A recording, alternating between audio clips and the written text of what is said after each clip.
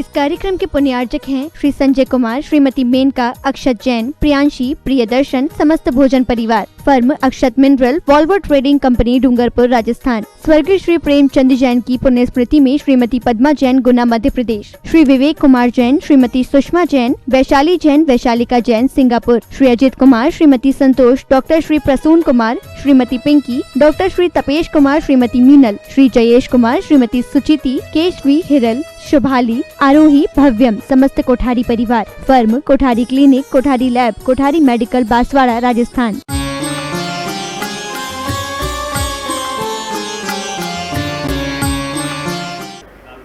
तीन दिन निकल गए हैं। 2 दिन गर्भ कल्याणक के, 1 दिन जन्म कल्याणक का। आज तप कल्याणक का दिन है। वो तप कल्याणक के पूर्व की भूमिका तो अभी सुबह सुबह आपको बताने वाले हैं कि जन्म होने के बाद उन आदि कुमार का कितना काल कुमार अवस्था में निकल गया पता ही नहीं चला। कहते हैं जब सुखपूर्वक समय व्यतीत होता है तो कब निकल जाता है पता नहीं चलता।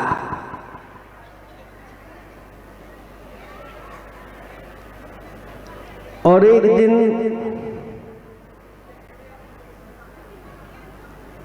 हुआयूं की प्रजा नाभि राय महाराज के पास अपनी वेदना को लेकर के आ गई। तो फिर में आपको देखने को मिलेगा त्राही माम त्राही माम त्राही माम करते हुए आ जाती है प्रजा। और नाभि राय से निवेदन करती है कि अभी तक तो मुझे हम सबको कुछ पुण्य के उदय से मिलता था, भाग्य के उदय से मिलता था, अब वो मिलना भी बंद हो गया। क्योंकि पूर्व का काल भोग भूमि का काल था और भोग भूमि के काल का जैसे ही अवसान हुआ, कर्म भूमि प्रारंभ होने को हुई, तो 10 प्रकार के कल्प वृक्षों से व्यवस्था होती थी, अब वो व्यवस्था भंग हो गई और नाभि राय महाराज के पास आ गए। तब नाभि राय महाराज ने कहा कि जाओ वृषभ कुमार के पास जाओ, वह विशिष्ट ज्ञान के धारी हैं, अनेक युक्ताएं उनके पास हैं, वो तुम्हारी समाधान कर देंगे। और उनके पास जाते हैं और अपनी बात रखते हैं। तब वृषभ कुमार उन प्रजा के लिए 80 किसी विद्या, वाणिज्य और शिल्प का उपदेश देते हैं कि अब ये कर्म भूमि प्रारंभ हो गई है, अब भाग्य भरोसे मत बैठना, अब पुरुषार्थ करो। तुम्हारे लिए बाहु मिले हैं, इन बाहुबल का प्रयोग करो। आचार्य श्री ने एक दोहा लिखा है, हाथ देख मत देख ले, मिला बाहुबल पूर्ण, सदुपयोग बल का करो, सुख पाओ भरपूर या परिपूर्ण। लोग हाथ देखते रहते हैं, दिखाते रहते हैं कि हमारे भाग्य में क्या है। तो आचार्य भगवान कहते हैं हाथ मत देखो, न हाथ दिखाओ, अपने बाहुबल को देखो और उस बाहुबल का प्रयोग करो, पुरुषार्थ करो और पुरुषार्थ के माध्यम से अपने भाग्य की रचना करो, तो तुम्हारे लिए सुख की प्राप्ति होगी। नहीं तो भाग्य के भरोसे बैठे रहो और भाग्य में कुछ लिखा नहीं तो क्या होगा? त्राही माम यही होगा। और उन्होंने 80 की व्यवस्था बनाई, 3 वर्ण की व्यवस्था के साथ 80 का उपदेश दिया क्षत्रियों के लिए कि 80 के माध्यम से अपनी आजीविका आप लोगों को करना है। तो किसी को 80 यानी तलवार आदि अस्त्र आदि लेकर के किसी को सताने के लिए नहीं, जो दूसरों के लिए सताने के लिए आए हैं उनकी रक्षा के लिए 80 का प्रयोग करो, अपनी भी रक्षा करो, अपने और भी जो निकट जन हैं उनकी भी रक्षा करो। यही क्षत्रियों का धर्म है। फिर इसके बाद मसीह का उपदेश दिया और लेखनी के माध्यम से अनेक प्रकार की रचना होती है, हिसाब किताब होता है और उसके माध्यम से आजीविका का साधन बताया। तीसरे नंबर पर कृषि का उपदेश दिया। कृषि के माध्यम से जो धान्य की प्राप्ति होती है उसके माध्यम से स्वयं का भी पेट भरता है, दूसरों का भी भरता है, उसके माध्यम से आजीविका चलती है। इसके बाद वाणिज्य का भी उपदेश दिया, यानी व्यापार करके अपनी आजीविका करना, लेन देन क्रय विक्रय। और इसके बाद विद्या और शिल्प का उपदेश दिया। विद्या का अनेक प्रकार की विद्याएं होती हैं, उन विद्याओं के माध्यम से अपनी आजीविका चलाई जाती है। और शिल्प के माध्यम से रचना करना अनेक प्रकार की वस्तुओं का, इसके माध्यम से आजीविका के साधन होता है। क्योंकि आजीविका के बिना धन की प्राप्ति नहीं होती, उन वस्तुओं को जिनको चाहिए इन वस्तुओं की प्राप्ति नहीं हो पाती, इसलिए गृहस्थ जीवन में इनकी आवश्यकता होती है। उन आवश्यकताओं का उपदेश भगवान ने उस समय दिया और सभी ने उसको अच्छी तरह से अपने जीवन में उतारा। तब से लेकर के वह सत्कर्म की व्यवस्था इन वर्णों में चली आई। 3 वर्ण की स्थापना उन्होंने की और महावीर भगवान पर्यंत यह वर्ण व्यवस्था, यह 80 मसी विद्या वाणिज्य शिल्प, इनकी व्यवस्था व्यवस्थित होकर के आती रही। इतिहास में एक कथा आती है कि एक सेठ था, वह सेठ जिसके पास 4 करोड़ रुपया हमेशा उसके कोषागार में सुरक्षित रहता था। उस समय की बात है, 1 रुपया जो होता था उस समय, वह 1 दीनार, स्वर्ण दीनार 10-12 ग्राम की जो 1 तोले की होती है, उसको 1 रुपया बोला जाता था। ऐसे उसके पास 4 करोड़ रुपया हमेशा कोषागार में सुरक्षित रहता था। 4 करोड़ रुपया उसने ब्याज पे दे रखा था। 4 करोड़ रुपया व्यापार में लगा रखा था। 4 उसके यहाँ गोकुल थे। एक गोकुल में 10,000 गायें होती हैं। ऐसे 40,000 गायों का स्वामी था।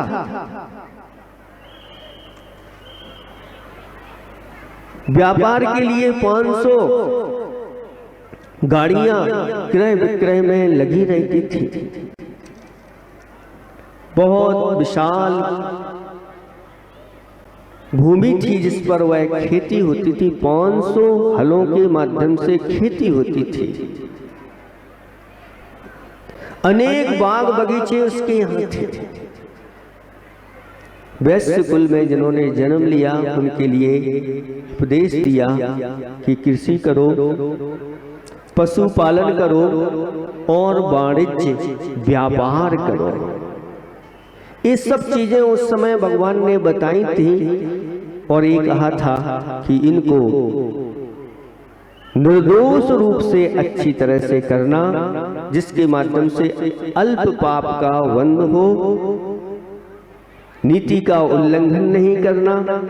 उन सबको जो करते हैं ये अर्थ पुरुषार्थ के अंतर्गत आ जाता है और जो अच्छी तरह से इनको करता है वह दुर्गति का पात्र नहीं होता। कहा है कि धर्म पुरुषार्थ पूर्वक जो अर्थ पुरुषार्थ किया जाता है वह पुरुषार्थ उसका सुपुरुषार्थ माना जाता है, दुपुरुषार्थ नहीं माना जाता।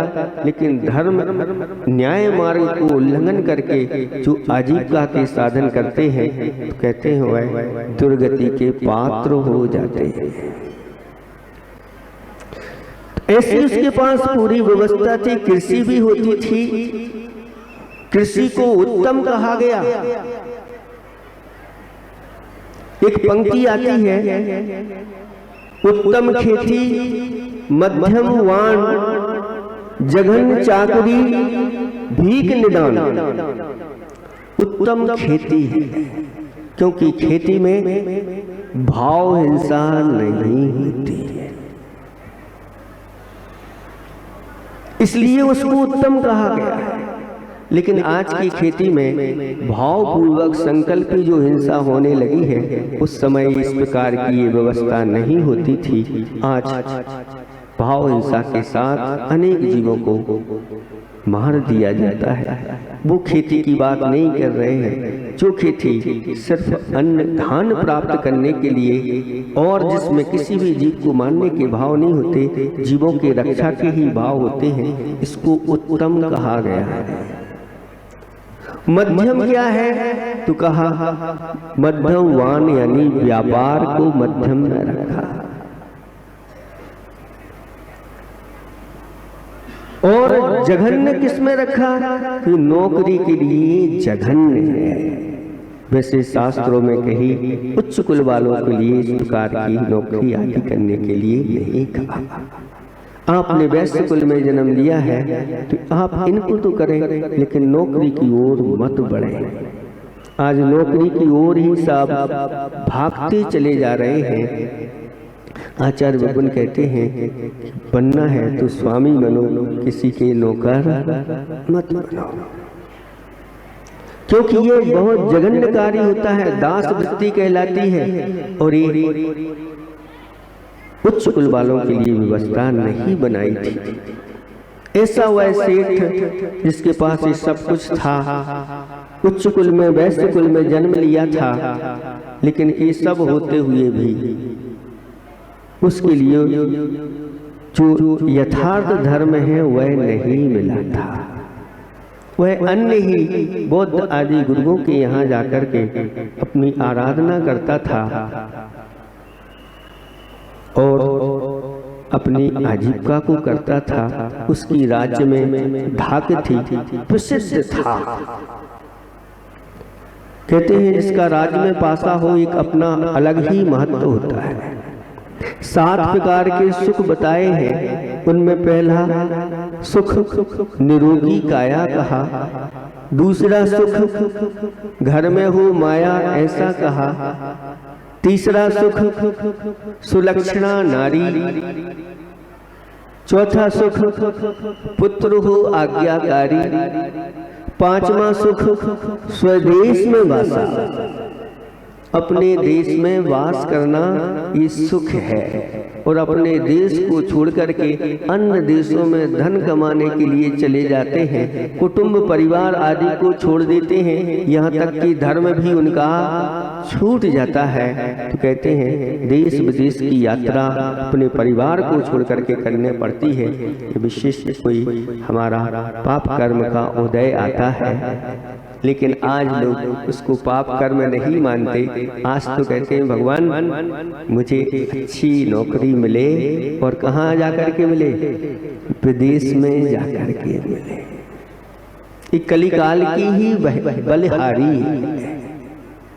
इसलिए अपने देश में रहना ये बहुत पुण्यात्मा पुरुष कहलाते हैं। अपने कुटुंब के साथ भोग करना बहुत पुण्यात्मा कहलाते हैं। आपको बताया था कि जिस कुल में तीर्थंकर का जन्म होता है वह कोई सामान्य कुल नहीं होता, बड़ कुल विशाल होता है और वह उनको प्राप्त होता है। लेकिन पाप कर्म का उदय होता है तो ये सब छूटते चले जाते हैं, सब अपने से अलग होते चले जाते हैं। लेकिन उसमें भी है इनकी अनुमति। बस इतना ही पूरी सभा में कह दिया जाता है, देखो कितना आनंद का अनुभव होता है। नगर सेठ से पूछ, ये सुख है। तो छठा सुख राज्य में पासा, तो 7वां सुख संतोषी जीवन, ऐसा है तो सुखी है जीवन। 7वां सुख अगर संतोष अपने जीवन में आ जाए तो व्यक्ति का वह जीवन सुख पूर्वक व्यतीत होता है। और एक दिन पुण्य योग से महावीर भगवान का समोसरण वैशाली नगरी में आया, और वह सेठ वहीं पास में एक नगर था जिसका नाम वाणिज्य नगर था। वहां वह रहता था।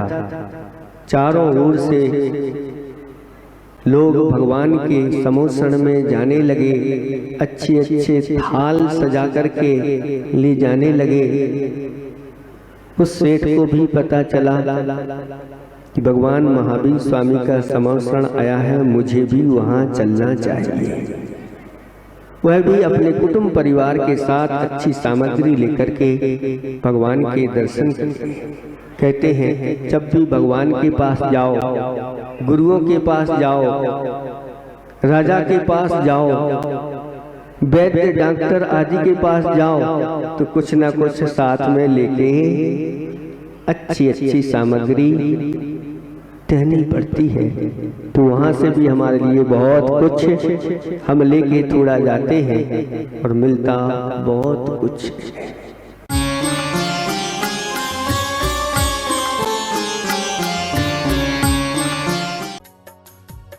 इस कार्यक्रम के पुण्यार्जक थे श्री संजय कुमार, श्रीमती मेनका, अक्षत जैन, प्रियांशी, प्रियदर्शन, समस्त भोजन परिवार। फर्म अक्षत मिनरल, वॉल्वर ट्रेडिंग कंपनी, डूंगरपुर, राजस्थान। स्वर्गीय श्री प्रेमचंद जैन की पुण्य स्मृति में Shrimati Padma Jain, Guna, Madhya Pradesh. Shri Vivek Kumar Jain, Shrimati Sushma Jain, Vaishali Jain, Vaishalika Jain, Singapore. Shri Ajit Kumar, Shrimati Santosh, doctor Shri Prasoon Kumar, Shrimati Pinky, doctor Shri Tapesh Kumar, Shrimati Meenal, Shri Jayesh Kumar, Shrimati Suchiti, Keshvi, Hiral, Shubhali, Aarohi, Bhavyam, समस्त कोठारी परिवार। Firm Kothari clinic, Kothari lab, Kothari medical, Banswara, Rajasthan.